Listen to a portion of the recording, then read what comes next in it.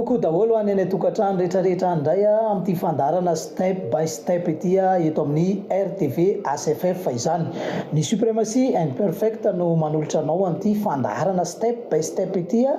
tsy inona zay step by step zay fa fampianarana mandeha tsikelikely zay omena an'ireto mpanao formation ety amin'ny suprématie imperfect ireto. Araka ny fahitantsika isan'andro dia formation mahakasika ny taovolo no ataon'izy ireo. Ao anatin'izay formation zay atao zay nefany dia sady mandeha ny kilalao, mandeha ny fifaninanana zany ho an'ireo mpianatra satria ny telo voalohany amin'izy ireo ihany no azo ny loka goavana dia goavana, zany hoe ananasa avy hatrany izy vao ray miasa atao amin'ny suprématie na ny SP izany.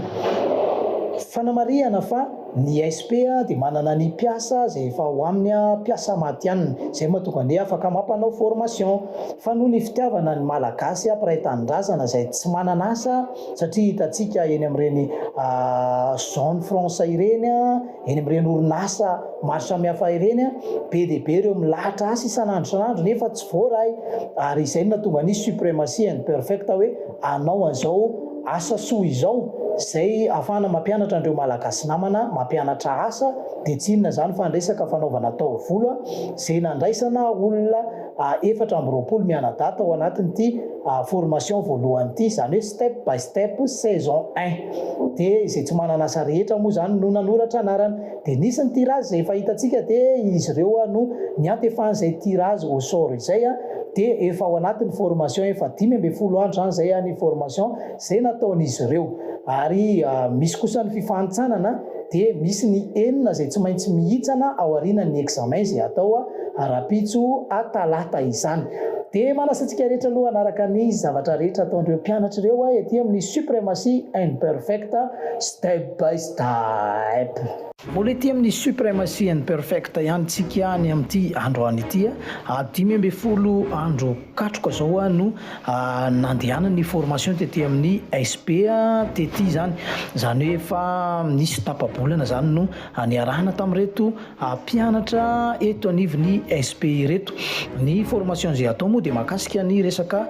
fanaovana taovolo ary eo ihany koa ny fianarana teny frantsay. Eto dia manao ny cours français izy ireo satria ny antony ny asa zay ataon'izy ireo dia asa tena goavana ihany koa, satria amin'izay resaka hoe fanaovam-bolo izay tsy formation kelikely nomena azy ireo fa tena le faratapony amin'ny fahaizana taovolo zany, ary tsy maintsy ampiarahana amin'ny resaka teny frantsay sy teny anglais ihany koa moa zany, satria ny antony dia mety tsy ho gasy ihany no ifanerasera amin'izy ireo amin'ny sehatry ny asa zay ataony, ary ahafahany mba mahazo tsara n'izay zavatra ho tenen'ny olona ho an'izay mbola tena tsy mahay mihitsy, satria mifangaroharo izy ireo ao nefa mba manana ihany ny fahalalana mahakasika an'izay hoe teny frantsay izay, ao koa nefany no tena hoe mbola tsy mafy tanteraka ny fitenena amin'ny teny frantsay indrindrindrindra fa eo amin'ny sehatry ny asa.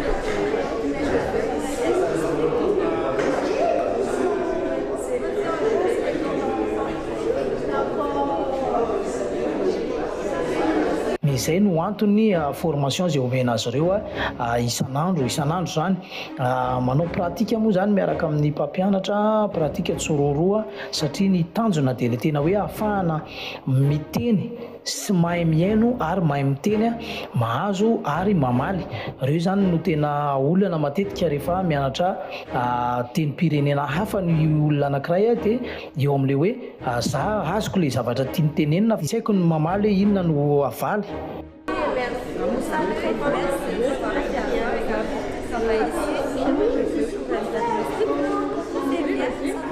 Mihitsy ireto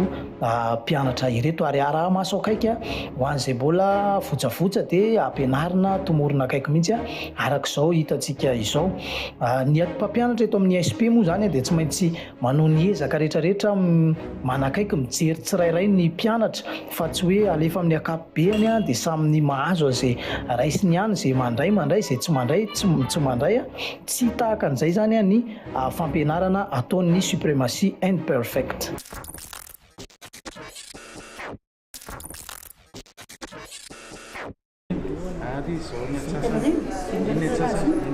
Vita ny fianarana ny teny frantsay fa mialohany anaovana ny pratika dia omena exercice mamerindesina kely reto mpianatra reto avela izy hitadidy ny zavatra izay nampianarina tamin'ny omaly sy ny hatramin'izay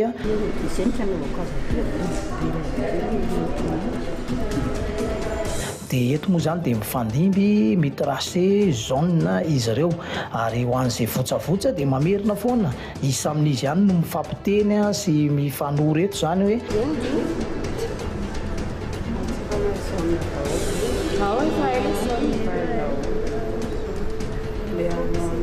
ohatran'izao le nampianarina fa tsy ohatran'izao ataonao zao ary samy mandray anjara amin'ny fitenenana eo moa zany ny tsirairay avy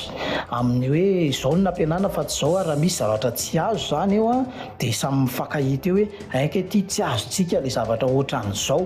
izay ny ilanan'le hoe mila mamerina ny zavatra ampianarina satria ampianarina amin'ny teoria ary asiana pratika ihany koa ny fanaovana anazy fa rehefa avy eo ianao mila mamerina ny lesona hoe nanahoana tsara le nanaovana iny za mbola somary taraikiraiky kely amin'ny fitracena jaune dia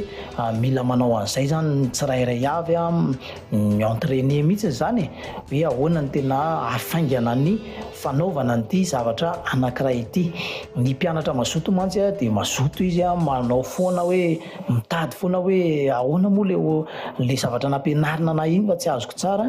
dia eto dia samy mijery moa zany ny rehetrarehetra ary raha misy tsy mety ataon'ny Michel eo dia miteny avy hatrany. Oui, ça c'est les parties du médium. On prend un peu Médiane. médium si on médiane. Kan'izay zany ny fomba fianarana ety amin'ny suprématie imperfect ety eo ambany fanaraha-mason'ny mpampianatra foana ny zavatra rehetra atao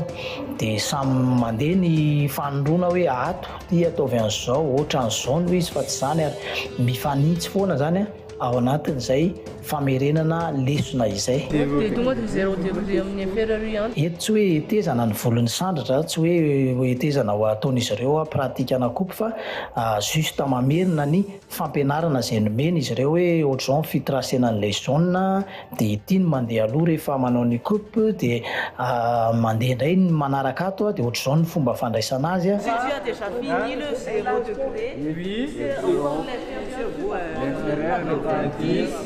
Oui, c'est ça.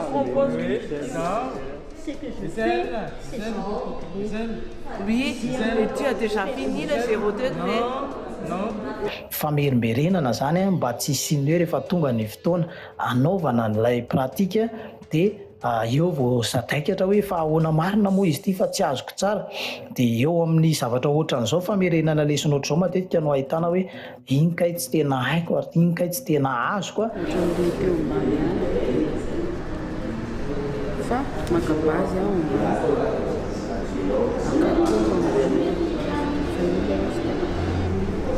dia bon tsara aloha le izy miala tsara no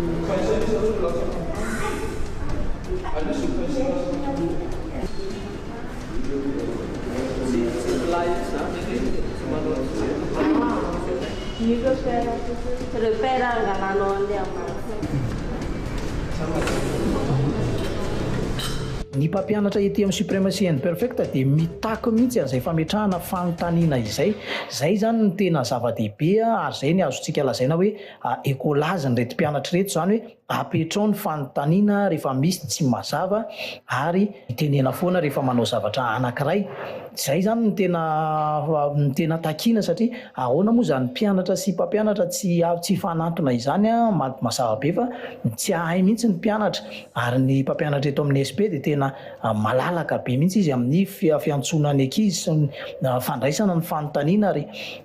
nahandro na alina raha mbola tavela amin'ny alina eo ny mpianatra manao ny pratikany dia mijanona eo koa ny mpampianatra manara-maso ary miandry ny fanontaniana avy amin'izy ireo mazava be zany fa ny olona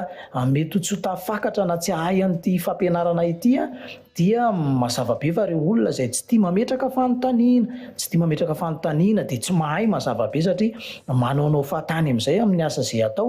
fa ho an'izay tena mametraka fanontaniana foana fa kosa ny hoe ny zavatra efa nazavaina ny be dia be hoe ino no ametrahana fanontaniana ohatra hoe ny fanianatra momba ny brochine tsika ahoana fitazona ny accessoire dia avy eo dia izay indray no iverenanao nefa nefa aty amin'ny resaka coupe tsika dia lasa miverina any amin'ny débutant indray zany ianao amin'izay zavatra izay fa amin'ny lesona izay ampianarina ka misy tsy mazava eo amin'ny fanaovana ny pratika dia afaka apetraka foana ny fanontaniana mba tsy anaonaovana foana ka animbana volon'olona zany. Izay mihitsy ny tanjony ety amin'ny suprématie and perfect mba hatonga ny tsirairay avy ho lasa matianina.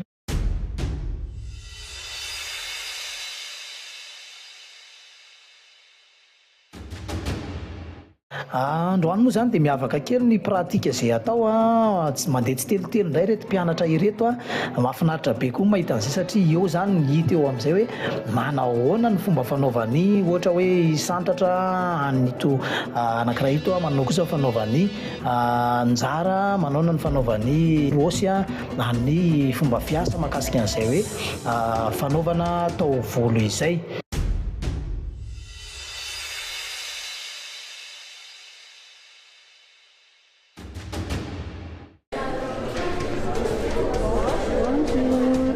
Toy moa zany ny pratika toy ny pratika dia samy mandray olona anankitelo mandray ny olona anankiray anaovana ny pratika révision farany indray izy ity mahakasika ny amelohan'ny examen izay atao satria hiatrika examen zareo raha pitso dia tsy maintsy mandeha foana ny pratika an'izay zavatra nampianarina ary miezaka mihitsy ny suprématie and perfect mampianatra sy manome olona maro anaovana izay pratika izay anaovany zareo ny pratika na volo izay zany mba afaka hoe tena ho ivoaka matianina izy rehefa tonga ny fotoana izay avitan'ny lalao step by step avitan'ny formation ho an'ireo izay tsy havitany formation hatramin'ny farany ihany koa ho an'izay tena miezaka be dia tena efa ampy hoentin'ny miasa ihany koa ny zavatra izay nampianarina azy tetỳ amin'ny suprématie and perfect satria formation ao anatin'ny tapabolana zany efa tena lasa lavitra zany ary efa tena makany amin'ny matianina mihitsy zany resaka formation izany. Zay koa fera miasa atao amin'ny SP afaka mandeha anao zay manjo sary ianao to Bonjour madame. Sassola ny suprématie and perfect inona ny azo nampiananao? Hanao volan-teny SP za fa tena malaza hoe tsara ny tian'ny SP. Tenao anatin'ny tsara petraka safidianao anatin'ny SP njara mandray anao ka feraka amin'ny SP.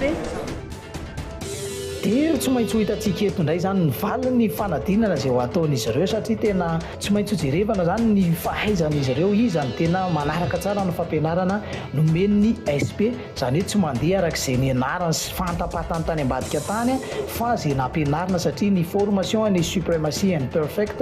ihany no formation professionnelle ary atonga anao tena ho any amin'ny tontolony matianina.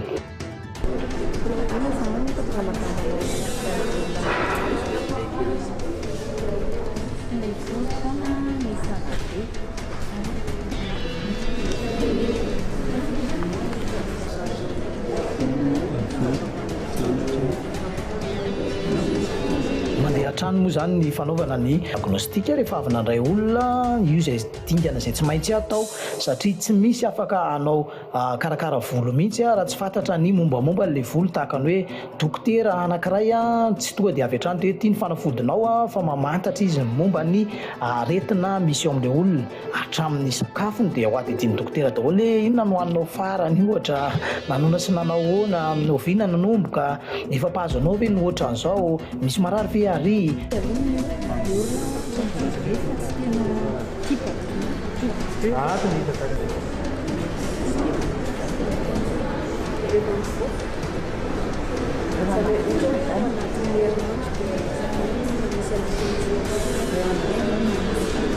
misy ohatran'izay zany ity diagnostika atao ity ary tsy maintsy fehezana ny diagnostika marihana fa ny suprématie and perfect dia manana ny fitaovana tena raitra amin'ny fanaovana izay diagnostika ny resaka volo izay, fa kosa tsy azo tonga dia izay no dinganina omena nyreto mpianatra ireto, satria mila voafihany amin'ny masony mijery amin'ny zavatra nampianarina anazy sy ny fijerevan'ny volo, ny hodi-doha sy ny maro samihafa, dia tsy maintsy voafihany zany izay resaka diagnostika izay tsy asiana n'ilay appareil zany. Fa sao tsika gaka efa ny diagnostika anareo ve zany amin'ny alina sa manahoany, fa ny ahafantarana fa professionnel ny olona anankiray dia mahay diagnostika amin'ny mijery amin'ny masony amin'ny zavatra nampianarina anazy mahay mijery an'io volo io, mijery ny hodi-doha, izay ny atao hoe professionnel. Fa tsy hoe metihatra amin'ny appareil izay namboarin'ny olona ka raha sanatria tampoka misy problème ny appareil, satria olombelona ihany moa namboatra azy ireny, na dia ataoko hoe fa manam-pahaizana aza ny vazaha ozintsika dia mety hisy fahasombana ihany izy raha vao zavatra namboarin'ny tanan'olona. Fa ny zavatra namboarin'ny mpamorona antsika kosa ny namboarin'Andriamanitra dia ny maso, io tsy hisy fahasombana mahay mijery foana io aloha, satria io zany mahay mijery afaka mirectifie izay zavatra namboarin'ny olombelona izay. Dia ilaina zany ny fahaizana mijery amin'ny alalan'ny maso, ny tanana mitsapa, ny fijery amin'ireo zavatra ireo, izay mahatonga ny manao diagnostika reto mpianatra ireto.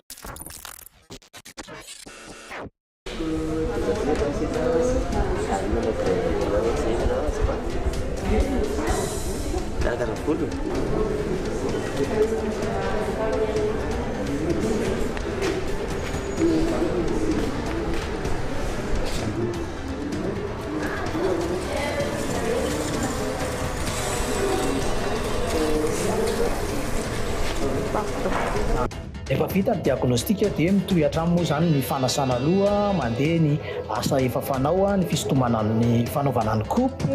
dia avy eo ny misintona ny volo ary ihany koa ny fanaovana ny fer lisse. Io zany izay dingana izay tsy maintsy atao miankina amin'ny volony izay olona iray izay ho atao zany. Ka izy telo miaraka manao diagnostika, fa tsy hoe neny Silvio hitambarana mirana sy mandresy, fa samy manana diagnostika. Ny tahak'izay koa neny Liantsosy Rosy ary Larissa, dia tsy maintsy samy manana ny diagnostika zany, fa tsy hoe tambarana ny diagnostika ny anankiray dia samy mifankatahaka eo, fa tahaka ny any amin'ny examen ihany tsisy fankatahaka zany.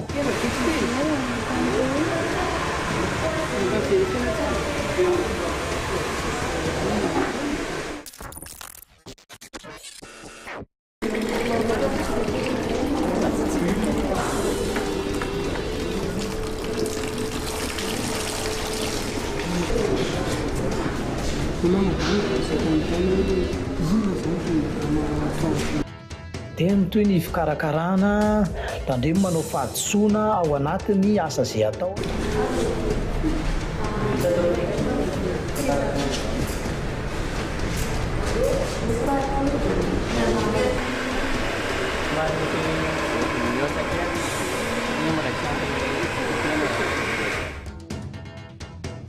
Mihitsy ny manao volo maloto amin'ny fanaovam-bolo izay tahaka antsika ny tokantrano any ihany, rehefa mba tonga ny farany herinandro dia manasa loha matetika ny vehivavy, ny zoma ohatra na ny sabotsy izay vao manasa loha, satria manino mba hanao metimety izy amin'ilay volony ny alahady sy ny asabotsy, dia izay izy vao mivoaka ny trano. Dia tahaka an'izay ihany koa rehefa mikarakara volon'olona tsy maintsy sasana atao madio tsara, tanteraka mihitsiny, fa tsy azo hoe atao kitotoa ny fanasana loha. Dia mandeha ny fanaovana diagnostika, ny fijerevana ny forme de visage izay tena mitilotilo tsara mihitsy Belmondo mijery an'io amin'ny fitaratra zany, arak'izao hitantsika izao. Ilaina tsara ny fijerevana an'izy iny, satria ahafantarana ny coiffage izay atao rehefa mijery forme de visage, dia tsy maintsy jerevana tsara mihitsy sao dia mifamadika hoe lasa diso ny forme ny coiffage ataonao ihany koa. Izay ny ilana n'ilay diagnostika sy ny fijerevana ny forme de visage, ahafahana manao ny soin rehetrarehetra izay tokony anaovan'io olona io, ny traitement ny volony, fa tsy hoe vita androany ilay volo dia avy eo ihany dia toa dia samy afaka dia any dia simba ilay volo rehefa avy eo. eto moa zany dia ho an'izay mavita ny asa ao anatin'ny pratika satria ny cliente dia fanatsy ka tsy hoe andihinam-bary dia avelako eo ianao ry client fa tsy maintsy vita aloha ny asa izay niraisinao satria ianao nanaiky handray azy dia vita iny zay kosa ianao vao mandeha misakafo fa sao dia gagagagatsika hoe ohatrany tsy dia misy hitafiny ilay misakafo fa tsy manaraka lera ntsony ny sakafo rehefa mandray olona ianao satria ny cliente no mbola ambony no ny sakafo satria ianao zany no mikarakara ny olona io dia tsy maintsy ajaina tsara ny olona fa tsy hoe eo aloha ianao fa ataoko ny feranao rehefa avy eo ataoko ny brossinanao rehefa avy eo fa za aloha andeha sakafo vetivety tsy izay ny nampianary ny suprématie imperfecte fa manaja tsara an'ireo cliente izay tonga eo aminy.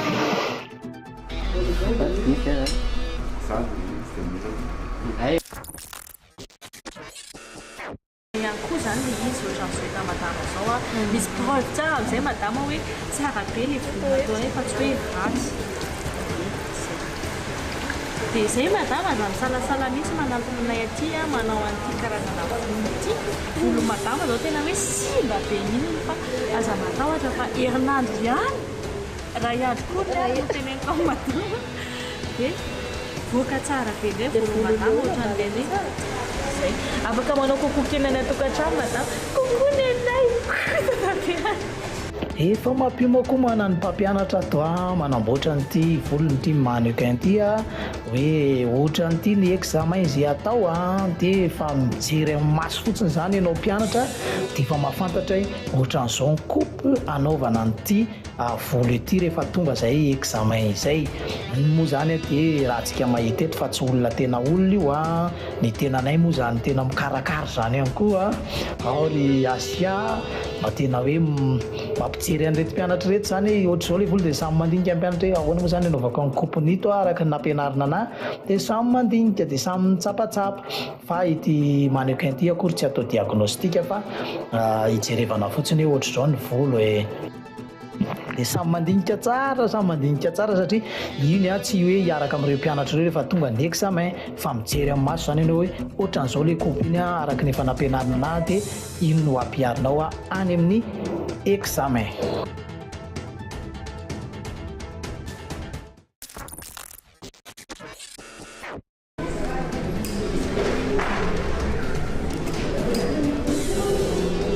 Mandeha moa zany ny fanohizana ny asa rehefa vita ny coupe ao ny manao ny brochine ao ny fa manao ny fera any ambadimbadika any dia mifandimindimby eo satria tsy miaraka niditra ny olona izay niraisina dia tsy miaraka vita ihany koa zany ny volon'ireo olona ireo.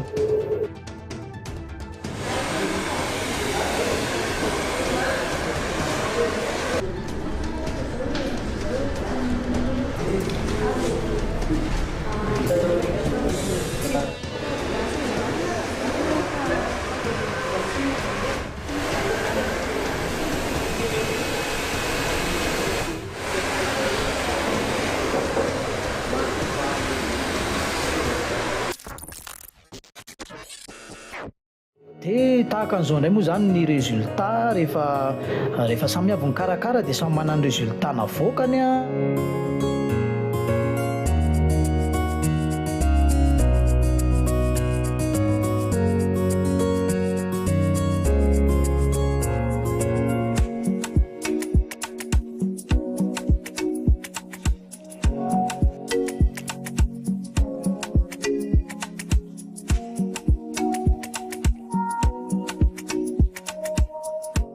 correction dia tsy maintsy omena ireo mpianatra ho an'izay mandisony izay hoe mandisy coupe ianao dia tsy maintsy corrigena ny volon'olona moa zany mba ho any amin'ny tena mety ho an'izay tena efa nafe kosany dia mahazo bravo izy mazava be dia any amin'ny examen tsy misy hoe bravo omenanao nefa tsy mety ny coupe nataonao fa bravo ny mpampianatra zay no manomboka hoe mikritika an'iny any amin'ny examen ary mandray ny hety izy dia manapaka dia mazava be fa efa mihena avy hatrany ny noty izay ananan'iny olona anankiray izay nanao an'iny volo iny mila fitandremana be zany satria tena amin'ny atsipiriany amin'izay ny kritika mandeha ao anatin'ny examen satria tsy maintsy ahitsana ny anakinina araka ny fanarana tamintsika tany atokantrano tany sy efa nampahafantarina dia tsy maintsy misy enina mihitsana dia tonga izay hoe mihitsana izay rehefa vita ny examen dia tsy maintsy misy ny enina mihitsana tonga indray ny examen examen manaraka dia misy enina mihitsy enina zany mitratra farany any amin'ny final zany manam-paharetana sy mba mitebotebo sy mitaitaina hoe iza ary no tafiakatra ary iza no tsy maintsy hody.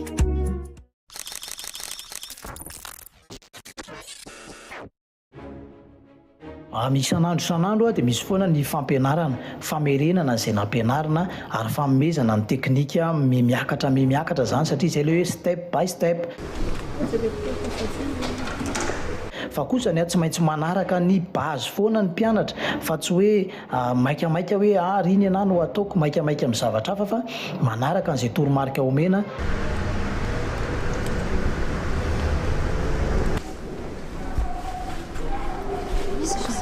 Tsy maintsy mandeha aloha le step by step dia miakatra tsikelikely iny makany amin'ny tena hoe mahafaingana ilay fanaovana ny asa. Eto dia mampianatra hatrany momba ny resaka coupe, ny mpampianatra zany dia saminy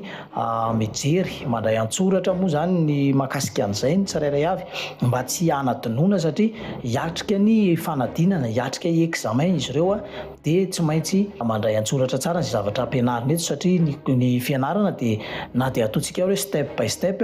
dia tsy afaka kosa hoe tena hoe traîne be loatra eo nefa ny zavatra efa naverina ny be dia be fa ny mpampianatra nefa dia mbola mamerina foana mba tsy hisiany hoe ny anankiray mahazo ny anankiray tsy mahazo dia miezaka foana izy mampianatra sy manoro an'izay hoe fomba fanaovana ny izay rehefa manao kopy anankiray.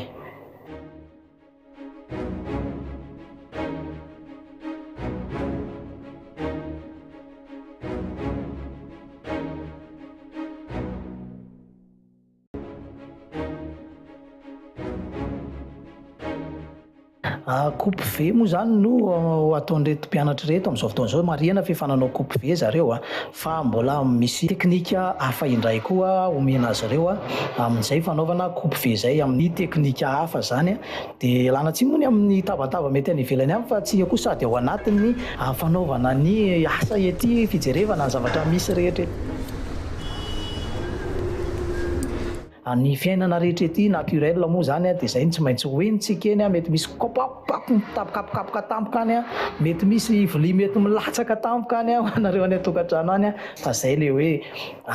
fiainana andavanandro ety mihitsy no iarahantsika dia eto moa zany dia mianatra mandiny mianatra tsara mandray an-tsoratra ny mpianatra tsy maintsy mijery tsara satria hiatrika examen ary amin'ny examen tsisy hoe hijery kahie ohatran'ireny manala bac reny ihany ianareo koa ve moa dia atoro an'izany raha olona any an-tokantrano ao fa efa nanala baka sy nanala BPC daholo nareo nanao examen fanadinam-panjakana dia mahita an'izany fa eto aloha dia mbola fampianarana ny eto zany dia mazotoa daholo ianareo any an-tokantrano any manaraka ny step by step eto amin'ny RTV ACFF.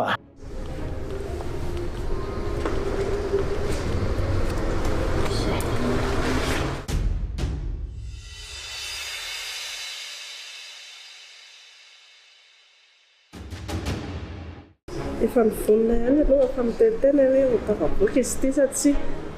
dia mivonona ihany efa niomana ihany fa hita ny fivoaka ny mitenitena be hoe ao anahoana sa anahoana ny valin'ny ratoandro efa nianatra lesona tsara ka dia hita eo tongany ilay izy moa zavatra tsy maintsy atao dia mila efa mivonona zany mila vonona tokony aina aloha tsy maintsy hoe atao ambony foana ny fa io mahita anazy aloha vonona hiatrika ilay examen fa mitaintaina be mihitsy aloha miandry elizy hoe ahoana sy ahoana ny zavatra hivoaka eo